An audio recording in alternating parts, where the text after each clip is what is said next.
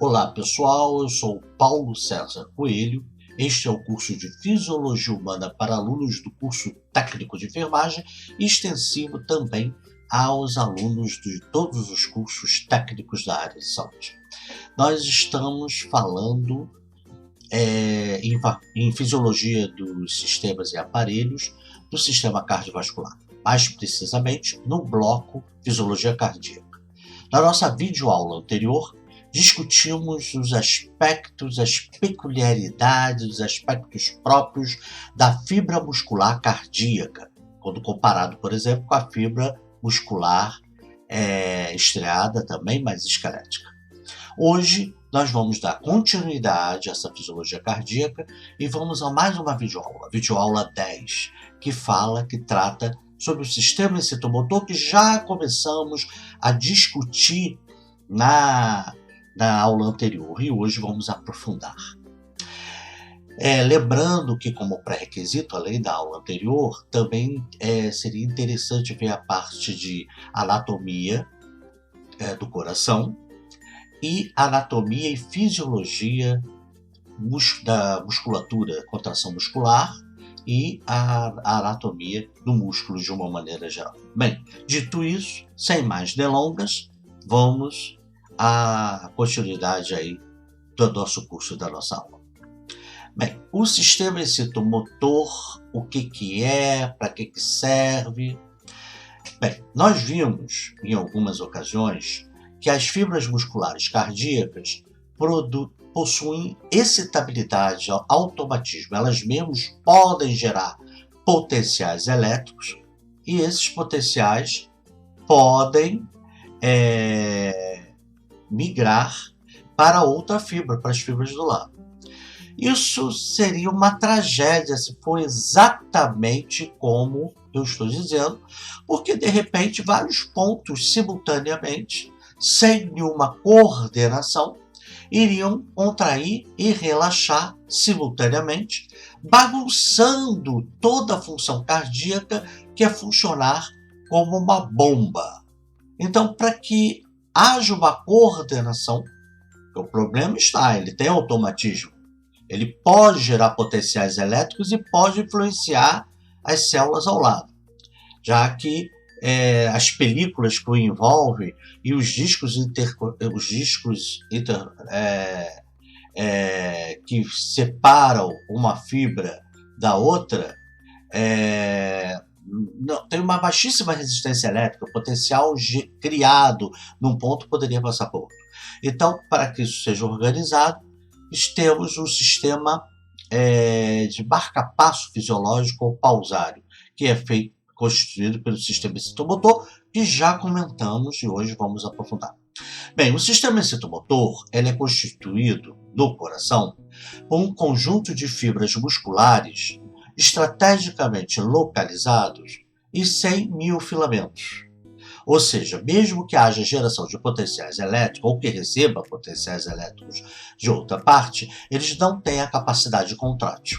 Eles estão ali apenas para influenciar as fibras musculares com miofilamentos que constituem o corpo do miocárdio a contraírem de uma maneira organizada, ordeira. Então, como é que seria isso? É simples. Na região, aqui nas regiões do átrio direito, lá na parte superior do átrio direito, pegando um pouquinho do átrio esquerdo, aí ao redor do átrio direito das entradas das cavas superiores e inferiores, nós temos um conjunto de fibras sem miofilamentos e com uma quantidade de canais iônicos e uma rapidez de disparo iônico gigantesco. É o chamado nodo sinoatrial ou nó sinoatrial ou nodo sinoatrial, ou alguns chamam de nódulo sinoatrial. Bem, como ele tem uma capacidade de disparos de potenciais elétricos bem mais rápidos do que o do miocárdio, ele quando dispara, ele está controla, regula, melhor dizendo, toda uma boa parcela do átrio direito e também do átrio esquerdo. Ele está sob a égide dele. Logo abaixo, entre os ventrículos e átrios, existe um outro ou nódulo, como queiram, chamado átrio ventricular, que também tem uma riqueza de canais iônicos e um disparo rapidíssimo, só perdendo para o anterior, o nódulo sinoatrial. Então ele é capaz de controlar, né, de regular, melhor dizendo, o finalzinho dos átrios e mandar mensagem, o início dos ventrículos e mandar mensagem adiante através de um feixe chamado feixe de Higgs. Muito bem. Entre o nódulo sinoatrial, que está lá no início dos átrios, principalmente do átrio direito, e o nódulo atrioventricular, que está no final dos átrios e começo dos ventrículos, existe no átrio direito os feixes internodais. Esses feixes comunicam o nódulo sinoatrial com o átrio ventricular. Bem, esses feixes, já diria um antigo cardiologista, um professor consagrado de eletrocardiograma, é uma questão de fé. Porque fé não precisa comprovar, fé se tem ou não tem. E por que ele diz que é uma questão de fé? Porque todo o sistema excitomotor, das fibras de Purkinje, lá no finalzinho, nos ventrículos, até o nódulo sinoatrial, bem lá onde dá origem a tudo, você pode pegar uma peça cardíaca, pegar um microscópio e com material adequado você isolar essas fibras e diferenciá-las das demais fibras musculares. Agora, o feixe internodal não. O feixe internodal, você não tem a materialidade anatômica dele. Ele fica localizado no átrio direito, entre o nódulo sinoatrial e átrio ventricular, mas você não consegue materializá-lo. Porém, eletrocardiograficamente, ele existe. Existe um fluxo elétrico na região que a gente convencionou de chamar de feixes internodais. E se houver uma lesão ali, uma fibrose, a comunicação entre o nódulo sinoatrial com o átrio ventricular será prejudicado. Não será prejudicado só a transmissibilidade para as fibras musculares do miocárdio ao redor da lesão. Não, o fluxo será prejudicado. Então, ele não existe morfologicamente, mas eletrocardiograficamente esse fluxo existe ali. E aí é chamado de nódulo internodais, apesar de anatomicamente ele não existir. Por isso ele falou que era uma questão de fé. Bem, o nódulo sinoatrial, como ele não só comanda os disparos, não deixa o miocárdio disparar ali na parte superior dos átrios, principalmente o átrio direito, uma boa parcela dos átrios, não deixa de disparar, porque ele gera os potenciais elétricos e manda para a musculatura, ele também regula, ele comanda o nódulo atrioventricular, que apesar de também produzir disparos mais rápidos do que a musculatura miocárdica, é inferior, é mais lento do que o sinoatrial. Então, através do contato dos feixes internodais, ele está sob a égide, sob o comando do nódulo sinoatrial. Então, por isso, o nódulo sinoatrial, ele é chamado de um marcapasso fisiológico, que ele é que comanda diretamente ali no início dos átrios, boa parcela dos átrios, a contratilidade, os potenciais elétricos, a eletricidade do miocárdio, e indiretamente a partir do comando do nódulo atrioventricular, que comanda diretamente o restante dos átrios, o início dos ventrículos e manda informação para o resto do coração, ele comanda porque, apesar, volta a insistir, no lado atrioventricular também tem mais canais iônicos e os disparos mais rápidos que o miocárdio, ele é inferior ao sinoatrial, logo recebe os comandos, os potenciais elétricos do nódulo sinoatrial quando esse é disparado. Por isso que ele é chamado de marcapasso ou pausário. Marcapasso era o nome da função de um funcionário do exército alemão, na Segunda Guerra Mundial, que tinham uma marcha, né, quando fazia suas paradas militares ou suas apresentações, uma marcha bem característica. E aí tinha um funcionário do exército que ficava orientando, observando, fiscalizando para que a marcha mantivesse na cadência. Algo semelhante ao que os antigos romanos tinham nos desfiles militares de vigas, né? E que tinha também um funcionário que lá era chamado de pausado. Os países com forte influência estadunidenses chamam então o sistema incitomotor de marca-passo, e o chefão, né, o que comanda todos, que é o nódulo sinoatrial, de marca-passo fisiológico. Mas existe alguns outros com uma influência menor, que aí chamam de pausário, é a mesma coisa. Tá?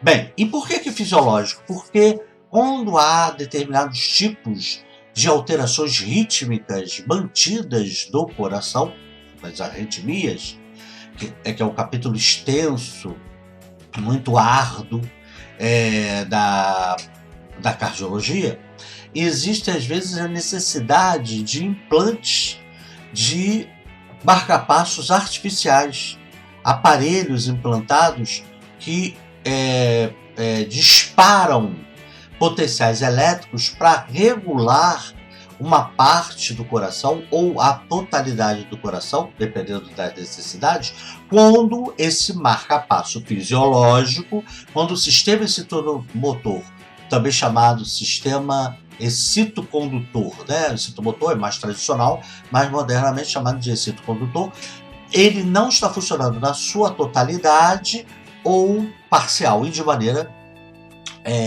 definitiva. Né? Então, a gente pode tanto regular através de medicamentos, como também, como vamos falar daqui a pouco, como também de um marca-passo artificial.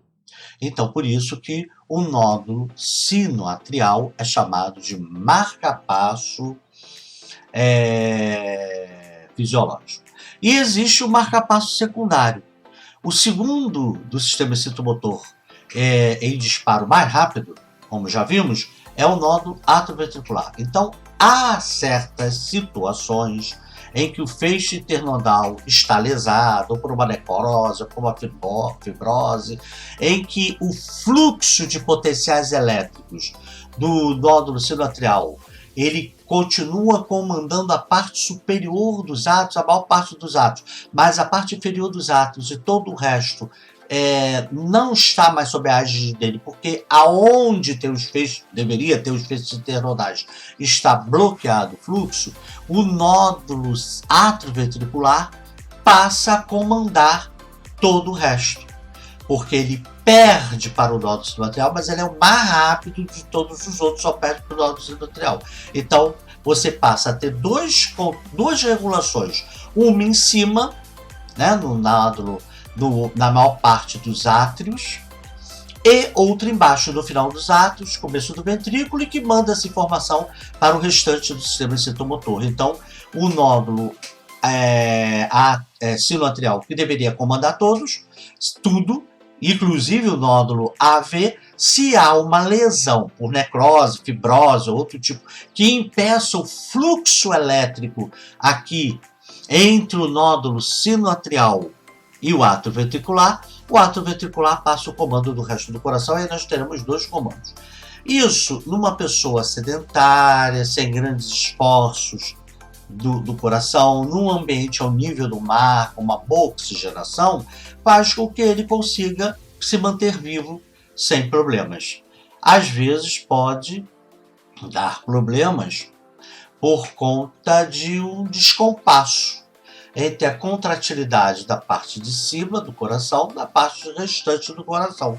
E isso é mais marcado quando você exige por grande esforço físico, no ambiente com pouca oxigenação, por exemplo, no ar rarepeito, ou por uma doença que prejudica a circulação, como, por exemplo, a doença obstrutiva crônica, pulmonar obstrutiva crônica. A essas situações que exigem uma maior sincronia e uma maior fluxo sanguíneo, maior débito cardíaco, pode acentuar o descompasso entre a parte de cima, né, do átrio, que está sobre uma égide, e o restante do átrio do coração, que está sobre a outra.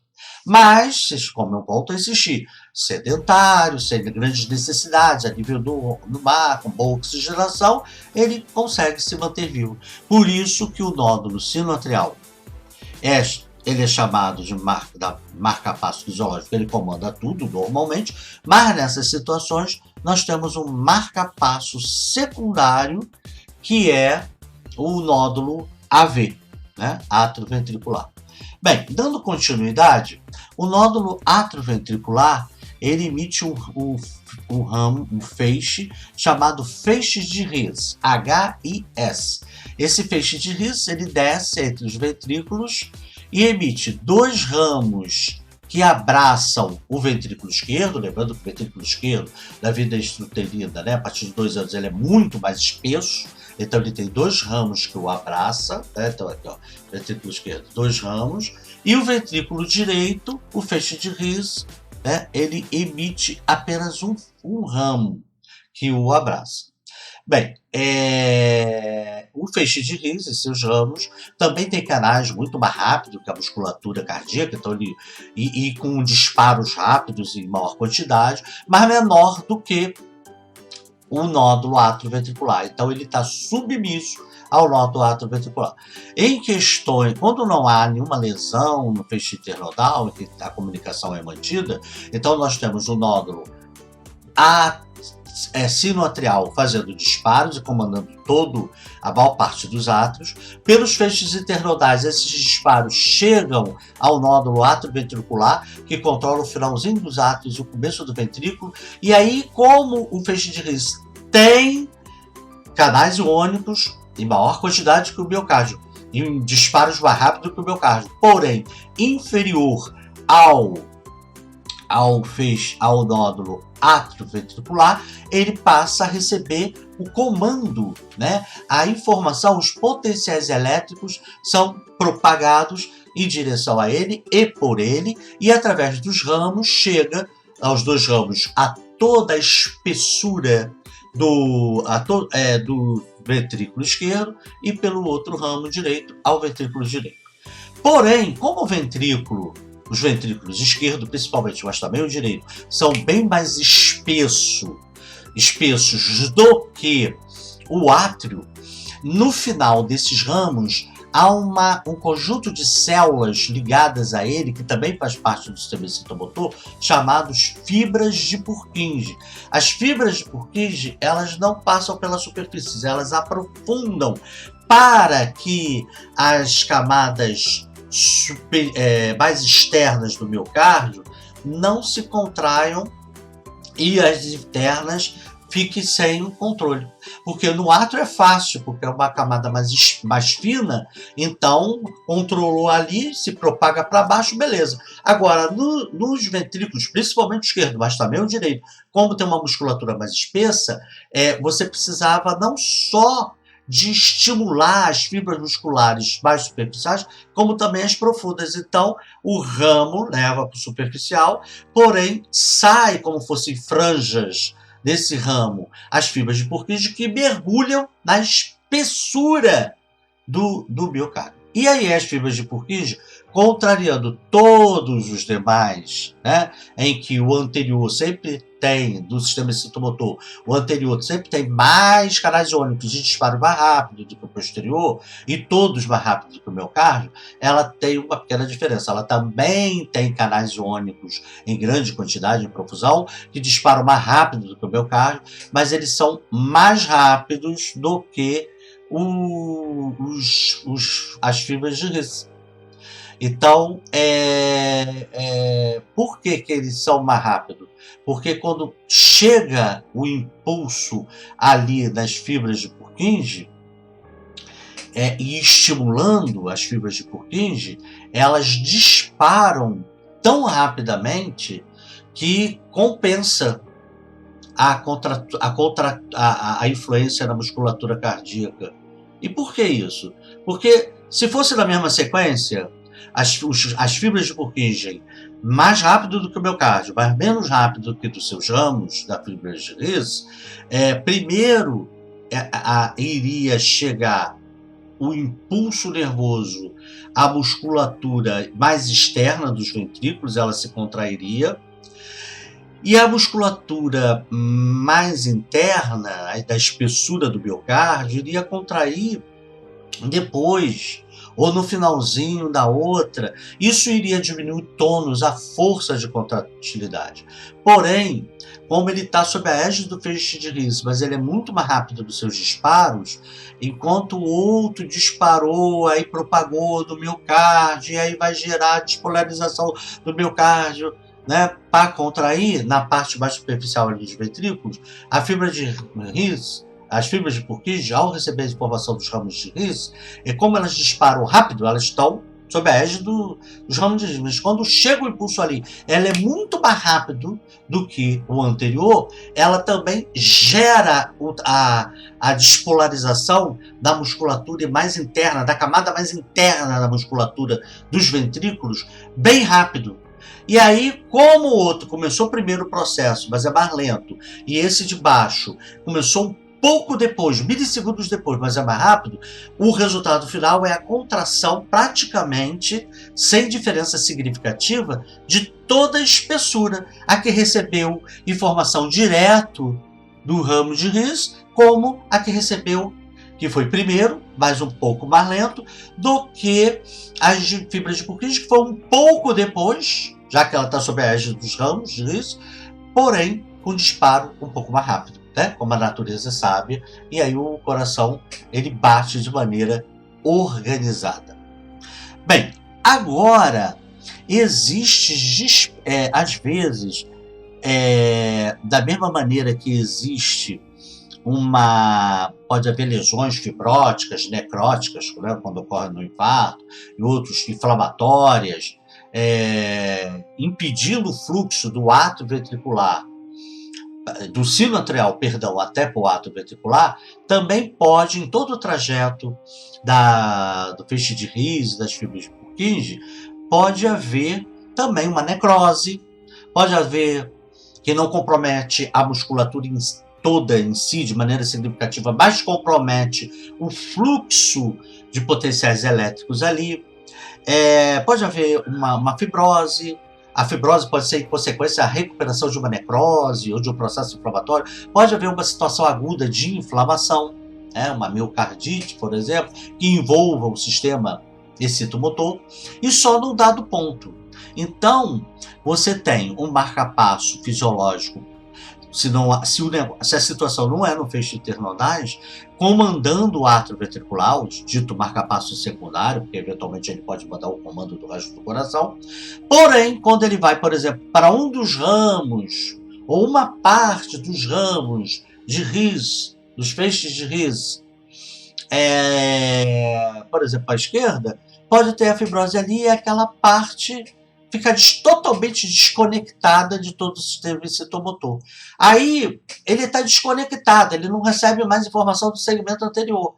Porém, como ele tem muito mais canais iônicos, é muito mais rápido os disparos do que a musculatura em volta, começa a surgir ali um foco de potenciais elétricos desconectados com o resto do sistema excitomotor, mas que na parte da musculatura do miocárdio, que ainda está íntegra, a partir dele, ele começa a gerar disparos. E aí isso pode produzir um ritmo irregular naquela região.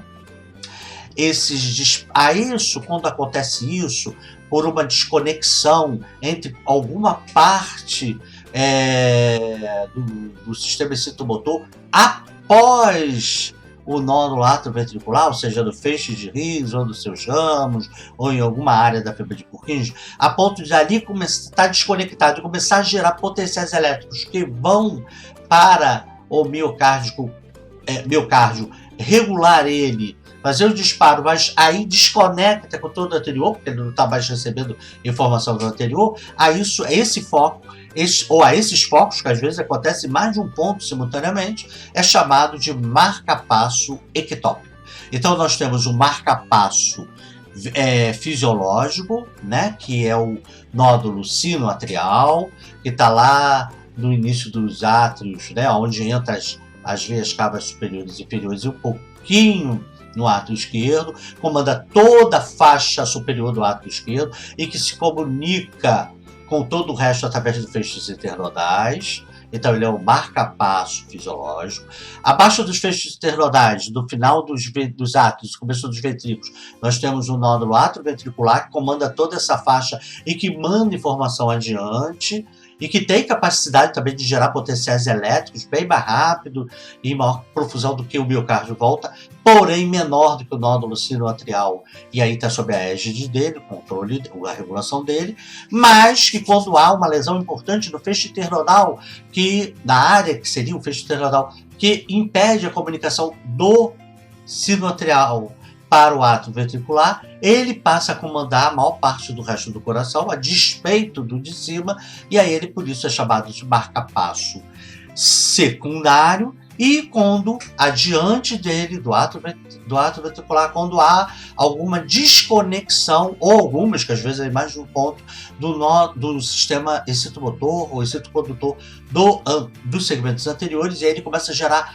pontos elétricos que influenciarão o miocárdio de maneira descompassada.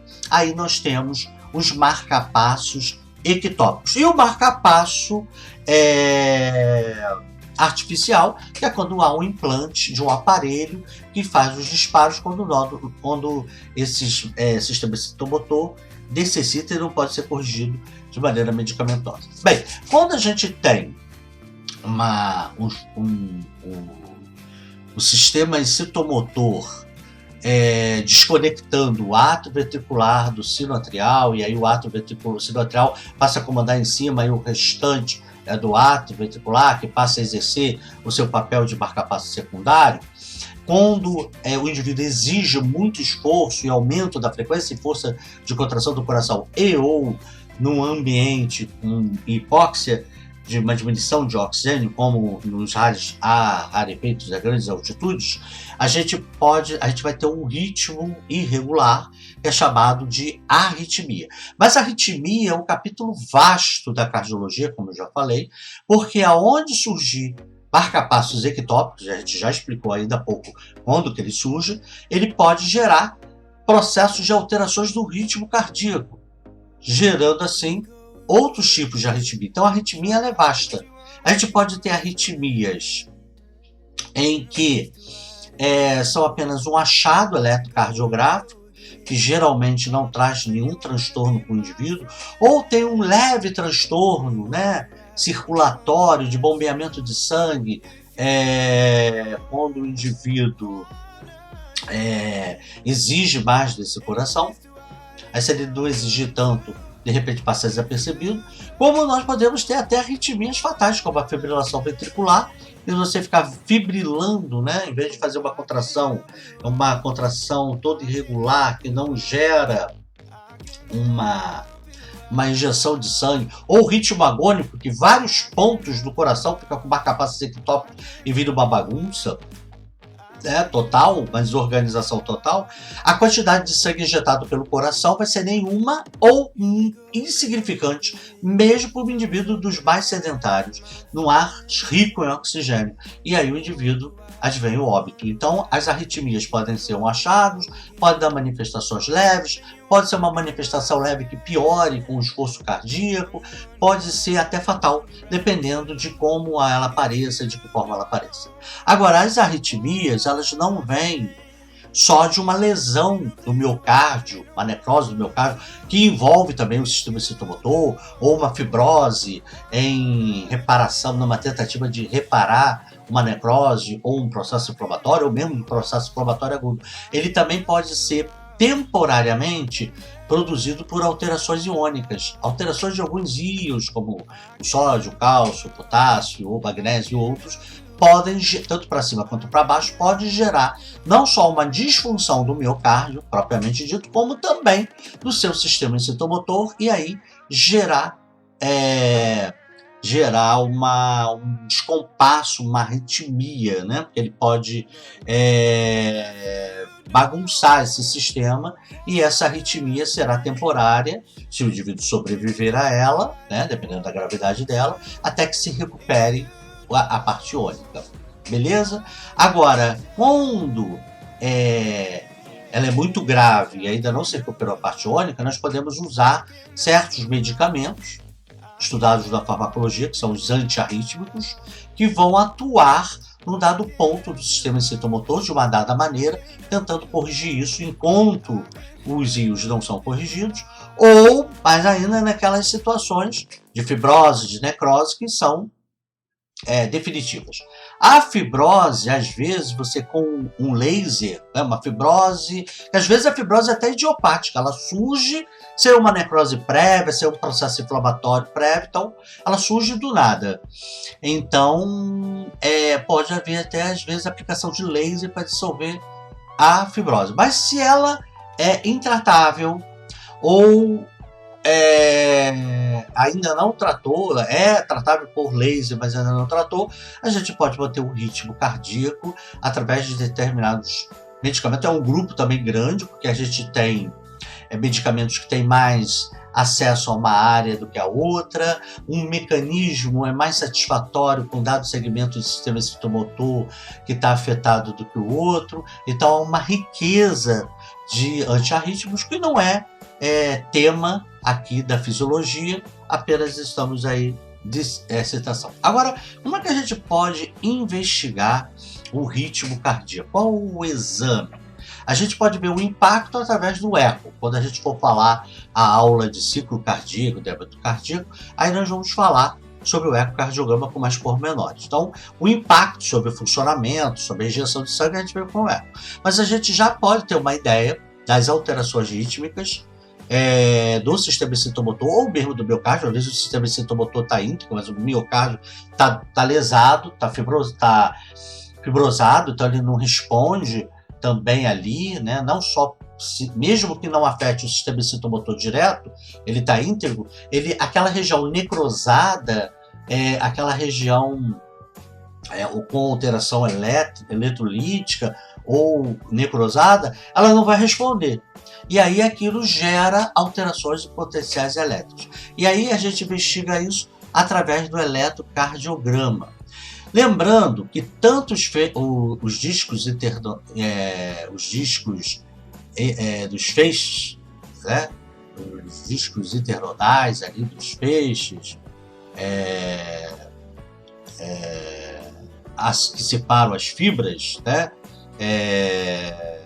De uma fibra a outra, que tem baixa resistência elétrica, permitindo que uma fibra potencial migue para a outra, também as películas, tanto do endocárdio quanto do pericárdio, também tem baixa resistência elétrica. Então, o potencial elétrico, quando ele é gerado, além dele se propagar pelo coração, ele passa para a parte externa do corpo e é captado por sensores, né? Sensores esses que são conectados em determinadas regiões, e aí os fios levam potenciais elétricos detectados dessa superfície para um aparelho que vai fazer o registro gráfico, e esse registro gráfico, como está aqui, é o eletrocardiograma. Então, no eletrocardiograma dá para a gente saber se o sistema excitomotor, analisando adequadamente, uma pessoa que entenda desses traçados, sabendo aquele traçado e que segmento que ele corresponde da onde foi captado, porque dependendo de onde foi captado, a gente sabe qual é o segmento do coração ou do sistema excitomotor, ou do músculo miocárdio, que está afetado ou que está sendo representado. E aí você tem uma ideia se está alterado ou não, e que tipo de alteração, e até sugere o tipo de causa dessa alteração. Então, como é que seria isso? Nós temos aqui, né? Vamos lá. O indivíduo fica deitado, e aí a gente tem as derivações precordiais, né, que são várias derivações. A cada sensor desse, o aparelho seleciona esse sensor, por exemplo, e aí ele faz um registro gráfico dessa derivação, D1, D2, D3, D4, D5. Nós temos várias derivações precordiais, e aqui seria o potencial elétrico do coração, ele consegue passar e ser detectado por esses sensores. Então aqui você consegue ver o coração sob vários pontos de vista e várias partes dele, não só do miocárdio como do sistema citomotor. E temos essas transderivações menores. E temos 3 derivações maiores, que são o do membro superior direito, membro superior esquerdo e membro inferior esquerdo, né? Formando um triângulo chamado triângulo de Einthoven, com o ápice para baixo. Então, isso daqui, você também, no membro superior direito, nós vemos o coração sob uma dada perspectiva ao analisar o potencial elétrico dele. Do membro superior esquerdo, nós já vemos os potenciais elétricos que vão parar ali. A gente já consegue analisar determinadas partes da eletricidade de algumas estruturas, de algumas regiões do coração. E do membro inferior esquerdo, nós temos aí também um outro aspecto. É como se você tivesse o coração aqui, e aí você tivesse assim, uma visão daqui, daqui, daqui, daqui, daqui, cada derivação precordial, ou vendo daqui, né? Vamos supor que a minha cabeça fosse o coração. Aí você tem uma derivação, 2, 3, 4 são as precordiais. Aí aqui de um membro superior, aqui do outro membro superior, tá vendo? Se isso daqui fosse, a minha ponta do dedo fosse o sensor ou o olho que você estivesse observando o coração e suas estruturas, a partir dos potenciais elétricos que elas emitem, você teria vários tipos de olhares e vários tipos de registro. Aí o olhar daqui de baixo, né, do membro inferior esquerdo, e assim a gente traça e consegue ver se o miocárdio está funcionando adequadamente, se existe alguma alteração, que tipo de alteração elétrica é compatível com o quê. Por exemplo, se você tem uma disfunção do sistema citomotor e da contratilidade cardíaca por excesso de potássio, você tem um tipo de traçado elétrico e algumas derivações. Já uma falta de potássio, uma deficiência de potássio que está gerando alterações rítmicas, você tem um outro tipo de traçado, que é diferente do outro tipo de arritmias, né? Se por exemplo, tem uma parada cardíaca sem arritmia e assistolia, ou seja, o coração parou, literalmente, você tem um traçado, todas as derivações vão ter uma reta. Já se você tem uma fibrilação ventricular, que não está, apesar do coração estar se mexendo, não está produzindo débito cardíaco, injeção de sangue. Débito cardíaco é injeção de sangue por 1 minuto no coração. Ele vai ter um traçado lá, dependendo da derivação específica. Já se é um ritmo agônico, vários pontos descoordenados que também geram uma queda do débito cardíaco a ponto de não ser útil, né, para a injeção por minuto de sangue do coração não ser útil para manter-nos vivos, ele dará um outro tipo de traçado, arritmias leves, arritmias no dado ponto, ou múltiplos, então tudo dará traçados diferentes. Então, analisando o tipo de traçado e em que derivação a gente tem como saber se tem uma arritmia ou não, sugerir possíveis causas e dar a localização. Isso é feito pelo eletrocardiograma. Já o eco, ele dá as consequências sobre o fluxo, o ciclo cardíaco, as consequências do débito de sangue, ou do sangue que é jogado, ou o sangue que fica dentro do coração, mas isso é papo para um outro momento. Então aqui nós vimos aqui, os sensores, né, das derivações, o aparelhinho, que já foi uma bugiganga maior do que essa, hoje está bem, aqui o indivíduo lendo as derivações, né, dos registros gráficos, e aqui o compasso para representar, né, aqui o membro superior direito, membro superior esquerdo, e aqui o membro inferior esquerdo, formando um triângulo de ápice para baixo, e aqui seria cada uma das outras derivações chamadas precordiais. Beleza, pessoal? Bem, ficamos aqui com essa aula da fisiologia cardíaca, sobre a fisiologia do sistema excitomotor, ou excitocondutor, como preferir, mas a aula o sistema cardiovascular, notadamente a fisiologia cardíaca, não acabou, ainda temos mais algumas aulas. E a próxima aula, que eu estou te convidando, nós vamos discutir o ciclo cardíaco, como é que ele se dá, o que é isso, os pormenores do ciclo cardíaco. Então, aguardo você. Até lá!